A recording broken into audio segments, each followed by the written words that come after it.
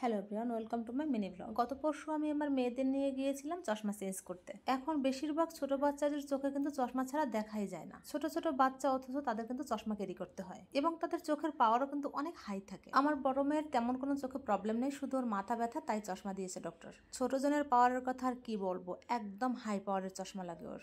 আমার যেটা মনে হয়েছে, এত হাই পাওয়ারের চশমা লাগার কারণ হলো আমার বাচ্চারা শাকসবজি এবং ছোট মাছ খুবই কম খায় না, ওরা একদমই খায় না। তবে চোখে প্রবলেম দেখা দেওয়ার পরে কিন্তু আমি সব ধরনের খাবার খাওয়ানোর চেষ্টা করে যাচ্ছি। গত অর্ধবার্ষিক পরীক্ষার আগে থেকে আমার ছোট মেয়ে বলছিল, মা আমি চোখে কম দেখতে পাচ্ছি। মানে ওর চশমাটা 2 থেকে 3 মাস আগে চেঞ্জ করা হয়েছিল, মানে পাওয়ার চেঞ্জ করা হয়েছিল। তো আমি বললাম, তোমার এই যে কয়েক মাস 2-3 মাস আগে চশমা চেঞ্জ করা হয়েছে, এখনো কি তোমার পাওয়ার চেঞ্জ হয়েছে? এখন একটু কষ্ট করে পরীক্ষাটা দাও, পরীক্ষাটা শেষ হলেই তোমার চোখ চেক আপ করে আমি চশমা নিয়ে দিব। আমিও কিন্তু ওর কথায় তেমন একটা গুরুত্ব দেইনি তখন। ফলশ্রুতিতে যেটা হয়েছে, ও কিন্তু পরীক্ষার খাতায় টুকটাক অনেক কিছুই মিস করে এসেছে, বড় কিছু না, তারপরে ও কিন্তু সেটা চোখে দেখতেই পায়নি। আসলে বাচ্চাদের সব কথাই গুরুত্ব দিয়ে শোনা উচিত।